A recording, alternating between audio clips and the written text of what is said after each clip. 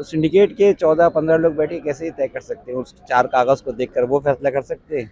हो सकता है कि जो है वो उन्होंने अपने तौर पे समझा हो कि ये नेशनल इम्पोर्टेंस का मामला है। हमारे यहाँ तो आपको पता है हुब्बुल वतनी में सब जायज़ हो जाता है। अनफेयर मीन्स कमेटी जो है एग्जामिनेशंस के लिए, एग्ज़ाम में आपने अनफेयर मीन यूज़ किया, किसी और को बिठा दिया, आपने जो है वो चीटिंग की, आपने गुंडागर्दी की। मैं कहता हूँ कि ये जो यूनिवर्सिटी में वाइस चांसलर्स हैं और जो सिंडिकेट में नॉमिनेटेड लोग चीफ मिनिस्टर साहब के हैं, ये इस कदर नाअहल लोग हैं। ऐसे ऐसे लोग हैं जिनका कोई कैरेक्टर यानी उनका कोई कंट्रीब्यूशन सोसाइटी में नहीं है और उनको एमिनेंट पर्सन के नाम पे भेज देते हैं। भाई ये कैसे एमिनेंट है? इनको कौन जानता है?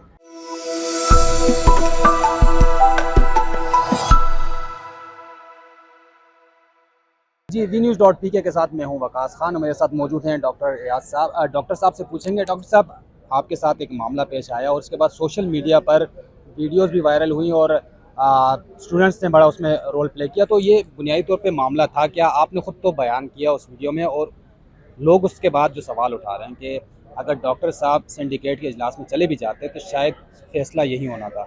तो आप क्या समझते हैं कि क्या फ़र्क पड़ना था आपके जाने से? देखिए, एक नुक्ता नज़र तो ये है और ठीक भी है, क्योंकि मैं पहले भी सिंडिकेट की कई क्लास में जाता रहा हूँ, बहुत सारे मसाले पर बात करता रहा हूँ। टीचर्स के प्रमोशन का, स्टूडेंट्स की फीस का वो एजेंडे में रखते भी नहीं और सुनते भी नहीं, और नोट ऑफ डिसेंट देकर आ जाता हूँ, वो भी नहीं लगाते। लेकिन मुझे लगता है कि मुझे उठाने का की वजह ये थी कि जो वो अनफेयर मीन्स कमेटी की रिपोर्ट थी वो कंक्लूसिव नहीं थी। उन्होंने इसीलिए उसको सिलेक्शन बोर्ड में, सिंडिकेट में भेजा। और पिछले 50 साल में कभी भी अनफेयर मीन कमेटी की रिपोर्ट सिंडिकेट में नहीं आई। इसका मतलब अगर अनफेयर मीन्स कमेटी जो है, जो डीन्स और टीचर्स पर मुश्तमिल है, वो कोई नतीजा निकाल के नहीं दे रही जो कि मतलूब है, तो अब इसको सिंडिकेट में ले जाओ, क्योंकि सिंडिकेट में अक्सरियत जो है नॉमिनेटेड लोगों की, चीफ मिनिस्टर के, वाइस चांसलर के नॉमिनेटेड लोग हैं उसमें 14 के करीब, और बाकी 5-6 हम लोग टीचर्स हैं या एक ऑफिसर्स के। तो वहाँ पर भी सूरत हाल थोड़ी क्रिटिकल हो जाती है, क्योंकि उसमें एक आध लोग थे जो कि अनफेयर मीन्स कमेटी में भी हैं और यहाँ पर भी हैं। तो मुझे लगा ये कि उनको खौफजदा करने के लिए कि किसी तरह से वो मान जाएं, और वो मान भी गए। आप देखें, जब मैं उस मीटिंग में नहीं पहुंचा तो लोगों ने सोचा हो अभी सुबह तक तो हमसे बात ही कर रहा था, अब ये कहाँ गायब हो गया। और ज़ाहिर है लोगों ने मैसेज भी किया होगा, इलेक्टेड लोग हैं हमारे साथी, अपने दोस्तों को भी, कहाँ है रियाज, क्योंकि मैं ज़्यादा वोकल आदमी हूँ सिंडिकेट में, टीचर में भी। उन्होंने कहा होगा कि भी उसका फ़ोन तो बंद आ रहा है, यही होगा। उन्होंने खुद भी ट्राई किया होगा। मेरे ख्याल में लोगों को प्रेशर में तो वो लेकर आ गए। लेकिन ये कि एक बात जो अब अनफेयर मीन्स कमेटी की रिपोर्ट भी आ गई कि अगर अनफेयर मीन्स कमेटी कह रही है कि हमसे नहीं, हम पूरी तरह नहीं कर पा रहे फैसला कि ये वाकई में फेक है कि नहीं, तो सिंडिकेट के 14-15 लोग बैठे कैसे ही तय कर सकते हैं? उस 4 कागज़ को देखकर वो फैसला कर सकते हैं, जब उनके सामने सिर्फ अनफेयर मीन्स कमेटी की रिपोर्ट पेश की गई। अनफेयर मीन्स कमेटी के सामने तो शायद डॉक्यूमेंट्स पेश किए गए, शायद उसमें डाउट है ज़रा सा, लेकिन इन सिंडिकेट के मेंबरान के पास तो नहीं पेश किए गए। इसका मतलब हो सकता है कि जो है वो उन्होंने अपने तौर पे समझा हो कि ये नेशनल इम्पोर्टेंस का मामला है। हमारे यहाँ तो आपको पता है हुब्बुल वतनी में सब जायज़ हो जाता है। लेकिन मुझे लगता है यही है कि मुझे उठा के बंद करने का मकसद उनको पैगाम पहुँचाना था। मुझे क्या पैगाम पहुँचाएंगे, हम तो बहुत मामूली लोग हैं। अच्छा, ये 35 साल पुराना मामला लग रहा है, तो 35 साल पुराना मामला अगर है तो अचानक ये मामला सामने आ जाता है और आप क्या समझते हैं कि अगर जस्टिस साहब अदालत जाते हैं तो ये मामला ख़त्म हो जाएगा उनके? क्योंकि सवाल ये उठ रहा है कि जो सोशल मीडिया पर खबरें चल रही हैं कि उनकी डिग्री जाली है। एक तो ये भी वाज़ेह कीजिएगा, जाली डिग्री और ये वाला केस जो है इसमें मेरे ख्याल से कुछ फ़र्क नज़र आ रहा है। देखिए ना, अनफेयर मीन्स कमेटी जो एग्जामिनेशंस के लिए, एग्ज़ाम में आपने अनफेयर मीन यूज़ किया, किसी और को बिठा दिया, आपने जो है वो चीटिंग की, आपने गुंडागर्दी की, ये तो पहले से कह रहे हैं कि ये डिग्री का मामला है, जाली डिग्री, फेक डिग्री। तो ये मामला अनफेयर मीन्स कमेटी में मेरे ख्याल में जा नहीं सकता था। दूसरी बात ये कि जो हमारे यहाँ जो मामलात हैं, यूनिवर्सिटी की जो सूरत हाल है, उसमें ये जो हुआ है इस बार सिंडिकेट में, वो इस बात को शो कर रहा है कि यूनिवर्सिटी की जो मैनेजिंग बोर्ड्स हैं वो किस कदर नाअहल लोगों पर मुश्तमिल हैं। वो एक मामूली सी चीज़ जो अनफेयर मीन्स कमेटी कह रही है, हमारे पास शवाहिद नहीं है।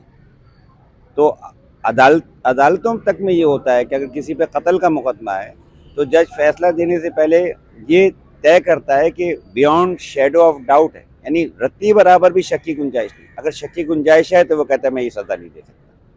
तो आप बताएं, आप 30-35 साल के बाद आप एक आदमी की डिग्री को जाली करार दे रहे हैं, कम से कम जहमत तो करते, उसको बुलाते या उससे कहते कि भाई अपने किसी नुमाइंदे के ज़रिए अपनी असली डिग्री भिजवा दीजिए, आप तो जज साहब हैं, हम देख लेते हैं डिग्री क्या है, उस असली डिग्री की बुनियाद पे। यानी मेरी अगर कोई डिग्री है 1986 की MSc की, और कोई किसी के पास की फ़ोटोकॉपी हो सकती है, यूनिवर्सिटी से भी रिकॉर्ड से निकलवा सकता है, वो उस डिग्री में थोड़ी सी चेंज कर दे, आजकल कितना आसान है, और RTI फाइल कर दे तो ये जाली है।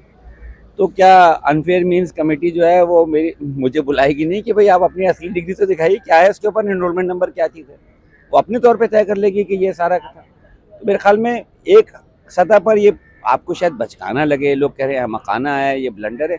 मैं कहता हूँ कि ये जो यूनिवर्सिटी में वाइस चांसलर्स हैं और जो सिंडिकेट में नॉमिनेटेड लोग चीफ मिनिस्टर साहब के हैं, ये इस कदर नाअहल लोग हैं, इस कदर नालायक लोग हैं ये, कि इनसे ये मामूली सी चीज़ एक वेरिफिकेशन में अगर इनको डाउट था तो ये क्यों इन्होंने ऐसा फैसला किया। इसका मतलब ये वो सिफारशी लोग हैं जो कि सारे वक्त अपने से ऊपर वाले लोगों को खुश करके रखना चाहते हैं। क्योंकि हमारे यहाँ वाइस चांसलर का अपॉइंटमेंट, सिंडिकेट में जो नॉमिनेटेड लोग हैं उनका अपॉइंटमेंट जो है खुशनुदी की बेसिस पर, अगर लियाकत की बेसिस पर होता तो चीफ मिनिस्टर साहब को क्या एक आदमी जो कि खुद ही जो है उसके ऊपर अनफेयर मीन इस्तेमाल करने का इल्ज़ाम है, उसको उन्होंने एक बार सिंडिकेट का मेंबर बनाया, आपकी दोबारा बना दिया। एक क्या लियाकत मेयार होता तो एक आदमी जो सिर्फ CSS पास है, BA है, वो सिंडिकेट में बैठ के तय करता है इसको प्रोफेसर बनना चाहिए सोशियोलॉजी का, इसको क्रिमिनोलॉजी का नहीं बनना चाहिए हैं। अगर नॉमिनेटेड ही लोग लाने थे तो क्या शहर भरा पड़ा नहीं है पढ़े लिखे लोगों से, काबिल लोगों से? नहीं भरा पड़ा है। ऐसे ऐसे लोग हैं जिनका कोई कैरेक्टर यानी उनका कोई कंट्रीब्यूशन सोसाइटी में नहीं है, और उनको एमिनेंट पर्सन के नाम पे भेज देते हैं। भाई ये कैसे एमिनेंट है, इनको कौन जानता है ना। ये तो एक प्लेग है पाकिस्तान की, तो अक्सरियत यूनिवर्सिटी में, सिंध की तो तमाम यूनिवर्सिटी में प्लेग की तरह से है। आप देख लें उर्दू यूनिवर्सिटी का आप हशर देख लें, उसके अंदर सिंडिकेट सेनेट के उनके मेंबरान कौन होते हैं। एक उर्दू यूनिवर्सिटी की सेनेट मेंबर था, आरिफ अलवी साहब का दोस्त है क्योंकि उसकी ड्राई क्लीनिंग की फैक्ट्री है। आरिफ अलवी साहब का दोस्त है क्योंकि उसकी तौलिया की फैक्ट्री है। आरिफ अलवी साहब का दोस्त है क्योंकि उसके पेपर मार्केट में दुकान है। ये सेनेट में बैठे हुए हैं यूनिवर्सिटी के, उर्दू यूनिवर्सिटी, और इनकी क्वालिफिकेशन क्या है, एक आदमी की BA, एक आदमी की MA। और ये फैसला किन बातों में कर रहे हैं, यूनिवर्सिटी का PhD प्रोग्राम क्या होगा, यूनिवर्सिटी में नया डिपार्टमेंट कौन खोलेगा। भाई ये एमिनेंट पर्सन के नाम पे, नॉमिनेशन के नाम पे ये कारोबार कब ख़त्म होगा, है ना, सिफारशी लोगों का। कब वाक़ईतन सोसाइटी में को कंट्रीब्यूट करने वाले दानिश्वर, अदीब और शायर और ऐसे लोग जो कि मुहक्किक रहे हैं, जो सिंध भरा पड़ा है मुहक्किकीन से, भाई अच्छे रिसर्चर से भरा पड़ा है, कराची भरा पड़ा है, उनको क्यों नहीं मौका देते अगर आपको अपने लोग ही लेकर आने। मेरे ख्याल में ये जो ब्लंडर्स हैं या जो भी आप उसको कह लें, मैं सिर्फ उसको ये नहीं समझता कि ये इक़्तिदार की लड़ाई है वहाँ पर इनको क्योंकि वो कराना है, बल्कि अब ये शो कर रहा है कि ये किस किस्म के इदारे बने हुए हैं जो कि ये तय ही नहीं कर पाते कि डिग्री असली है कि जाली है ना। Thank you. मेहरबानी।